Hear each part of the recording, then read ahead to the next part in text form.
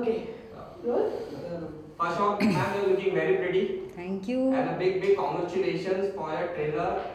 The audience getting a huge response for the trailer. So, what kind of response you are getting from your trailer and response for your friends and audiences? A very very warm response. Actually मैंने इतना भी expect नहीं किया था क्योंकि हम लोग काम कर देते हैं और फिर आगे बढ़ जाते हैं क्योंकि शायद that's the most sensible way to live your life as an actor, because if you get too attached to things that you do, then it might not be so productive. But ever since I've put the trailer out, there's been such a warm response. People have written to me from everywhere saying that they've really found it interesting. They're really looking forward to watching the film, and even friends who I hadn't told them about the film so much, and even they've written to me and said that we'd really like to watch it. How can we watch it? Okay, although you said that you are getting a good response, so let us know something about the film.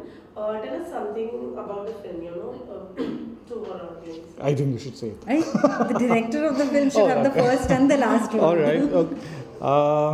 Okay. I mean, okay, the film is about how this boy, he dials 786.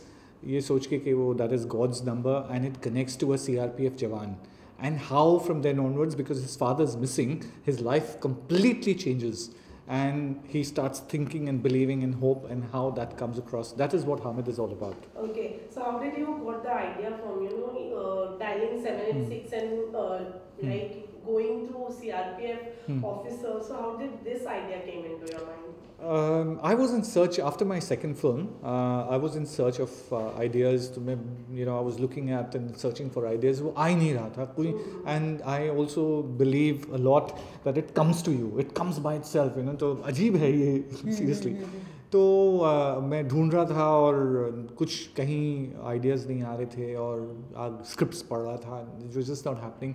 So that was the time I was feeling very low. A friend of mine, Srinagar se, he called me up and said that he saw a play, a day before, and it talks about how this boy, a Kashmiri boy, his father's missing, and how he dials 786 and it connects to a Kashmiri Pandit. बस उतना कहना था, and I said no, this is my idea. I went back, sat in my office, and we started just thinking of this whole idea and formed that into a story. And that is how, instead of Pandit, Kashmiri Pandit, we made that into a CRPF Jawan. Now, जो play जो है, जो my friend had seen, that is by Amin Bhatt, where that talks about a Kashmiri Pandit. तो मैंने वो play देखा भी नहीं है, मैंने सिर्फ वो एक लाइन सुनी थी फ़ोन पे. On the basis of that we made this. Okay, Rasika, tell us something about your character. Although we have known about the story, tell us something the character you are playing. I play Ishrat. She's Hamid's mother, and I think that the film really explores the journey of how there are these Hamid and his mother are sort of have a distance between them because of the grief that she's going through and because he's not being able to reach out to her.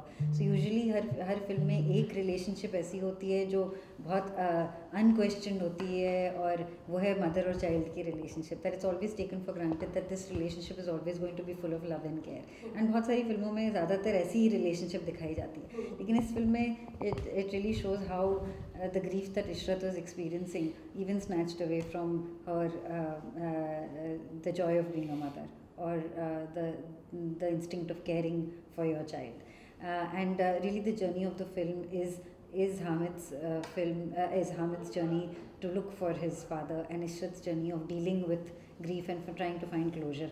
And I think the film ends on a hopeful note where the same grief that had separated them sort of unites them. Okay, so the release date had been changed, first it was something else and now it's something else.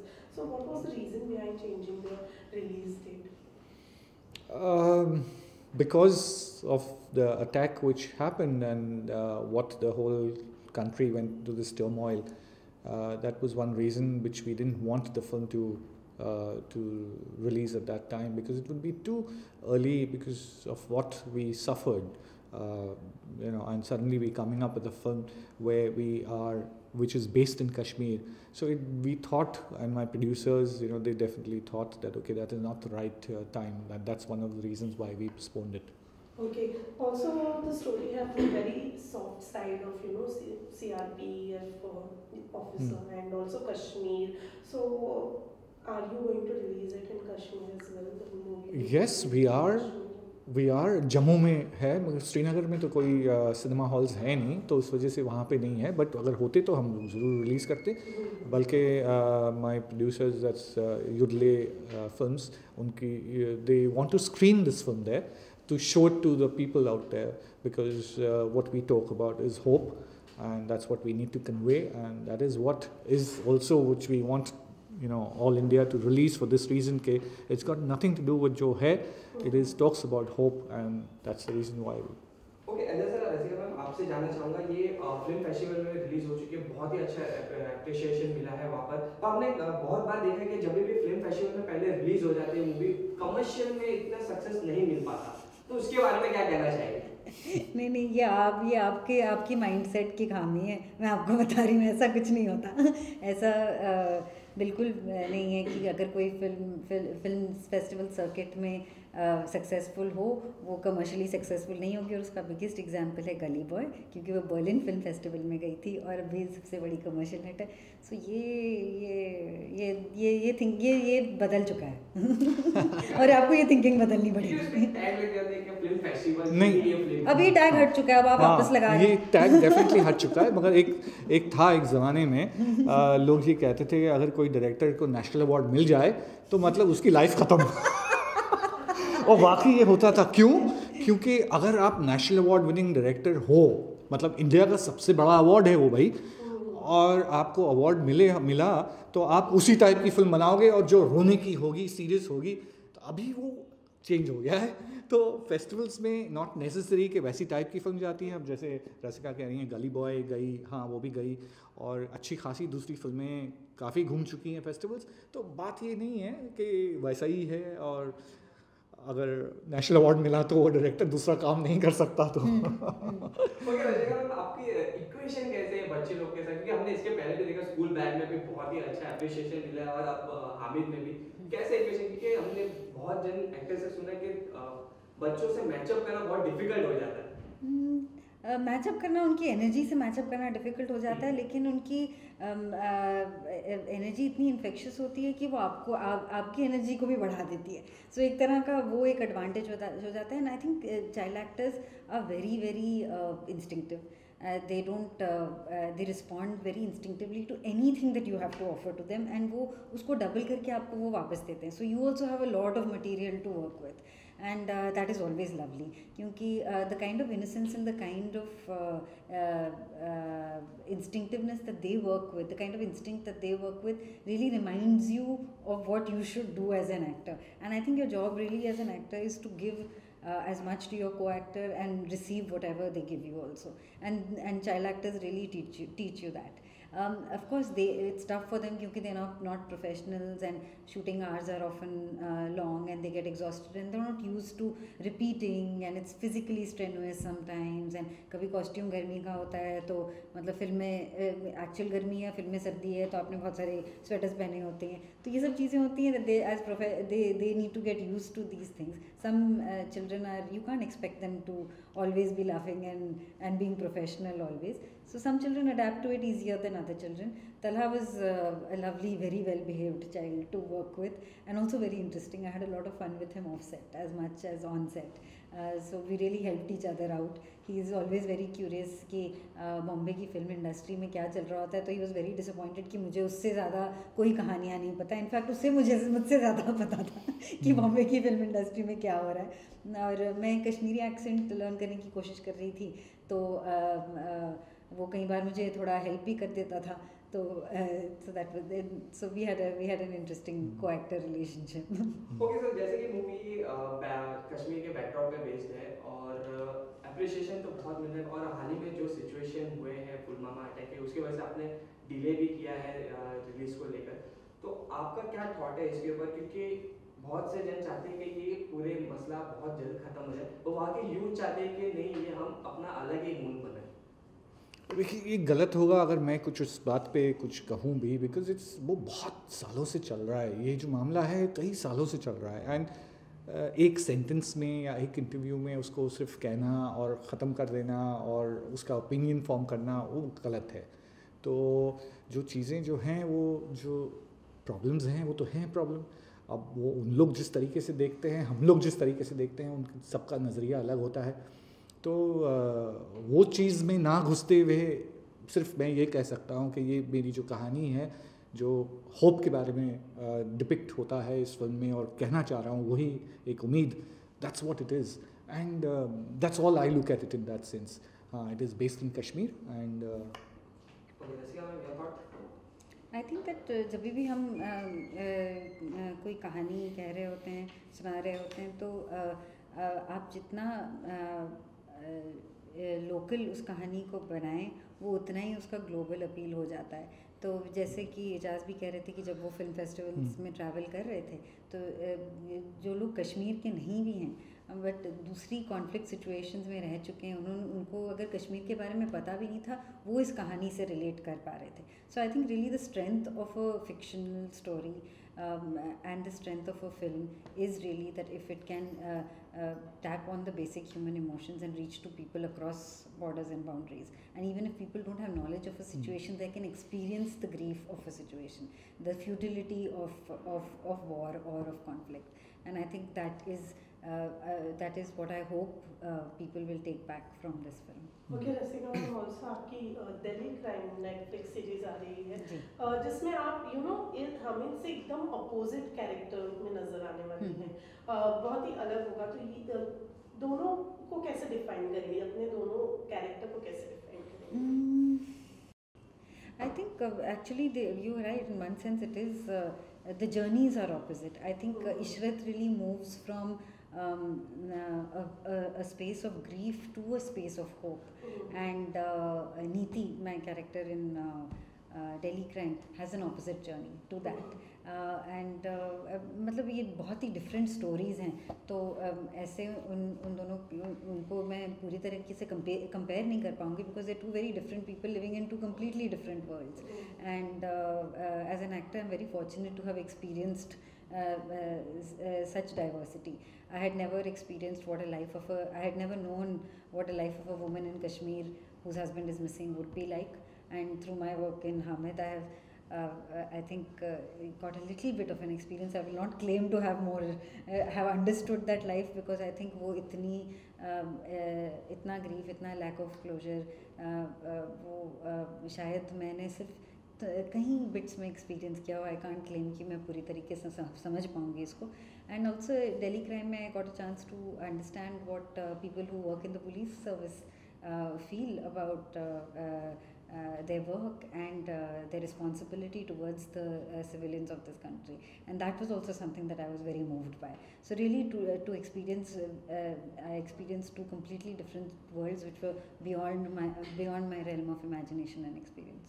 Okay, मैं finally क्या कहना चाहेंगे 15 मार्च को release होने जा रही है, what do you think? I would like to say that please watch Hamid on March 15th. I'm hoping that it will be that gentle conversation that all of us should have. I would want to say the same thing, that yeah, please do go watch this film, and it talks about hope, and it talks about it's a film where you come out in a very positive manner of seeing the actual side जो कश्मीर में हो रहा है या होता है, जो आपने देखा है न्यूज़ के थ्रू या, but this is just talking about hope. So please go do watch the film in the theatres. Thank you. Last question है, एज ऑडियंस जैसे प्रोमो देखा हमने, कहीं ना कहीं रोंगटे खड़े कर देते हैं हमारे कि एक बच्चा, मासूम बच्चा पूछता अल्लाह का पूछता है, नो डाउट आपने बड़ा अच्छा ही उसको दर्शाया है पर्दे पर। तो किस तरह की बॉन्डिंग एक बच्चे के साथ आपका, कितना प्रिपरेशन करना पड़ता बच्चे को, उसके एक्स्ट्रा कुछ टिप्स दिया होगा, कुछ प्रिपरेशन? जी हाँ भाई, ये जो जर्नी जो थी तलहा, ख़ास तौर पे तलहा के लिए, क्योंकि जो ही प्लेस ये जो हामिद बने हैं, बड़ा लंबा प्रोसेस इन द सेंस ये था कि वो बच्चे ने कभी कैमरा के सामने कभी फेस किया नहीं है, ना एक्टिंग का कुछ जानते हैं। तो जो स्कूल में थे वो वहाँ पे वो ड्रामेटिक्स में इन्वॉल्व थे, तो जब हम लोग सिलेक्ट करने गए तो ड्रामेटिक्स के जितने बच्चे थे वो सब को हम लोग के सामने आए, तो उसमें से हम लोग ने इनको सिलेक्ट किया। तो वो प्रोसेस जो था, जिस तरीके से हमारे जो एक्टिंग कोच थे, गुंजन नाम है उनका, वो उस तरीके से वो बच्चों को जिस तरीके से लेके गए कि क्या होगा, शूटिंग क्या होती है, वो सब जो प्रोसेस था बड़ा अच्छी तरीके से लेके गए और बड़ा अच्छा इसमें रिस्पॉन्स आया। अगर आप जैसे तलहा के बारे में आप कह रहे हैं तो ये intensity, that's how he got in. वो बच्चे में एक ऐसी चीज़ है जो he is very very ambitious, उसको कुछ करना इतनी छोटी उम्र में, वो हमेशा बस यही कहता है कि मुझे और काम मिलेगा और ये होगा और वो होगा। जब पहली बार मैं उससे मिली तो उसने मुझे पूछा, पहला सवाल उसने मुझसे किया कि आपको लगता है हमारी पिक्चर हिट होगी? मैंने बोला यार हम पहले अपनी शूटिंग कर ले फिर सोचेंगे इस बारे में। तो ये उसमें ऑलरेडी है। वो अभी भी अक्सर मुझे फ़ोन करता है, तकरीबन he calls me up once in 15 days कि हाँ, and says क्या हो रहा है, कैसे हो रहा है, how are things, what's happening, he wants to know everything। लेकिन उसने एक इंटरव्यू में बोला था कि उससे पूछा गया कि who's your favorite person on set, उसने मेरा नाम लिया, मैं बता नहीं you were there because she is acting as his mother। मैं उसको कभी-कभी ना ब्राइब कर देती थी, चॉकलेट खिला देती थी कि उस दिन वो मेरे साथ अच्छी एक्टिंग कर ले। मेरे साथ उसका बड़ा जैसे लव एंड हेट रिलेशन था, क्योंकि कब मैं जब उसके साथ गुस्से हो जाऊं तो he used to call me uncle और या सर, और जब अच्छी तरीके से उसके साथ बिहेव तो वो आके मुझे अंकल बोले। तो ये रिलेशन उसके साथ रहा है। एंड जब फिल्म ख़त्म हुई, जब मैंने उसके साथ बैठ के बात किया, तो अभी भी कभी भी जब वो आया था मामी के टाइम पे यहाँ पे बॉम्बे में, तो कभी वो कहे सर, कभी वो कहे uncle which is so nice.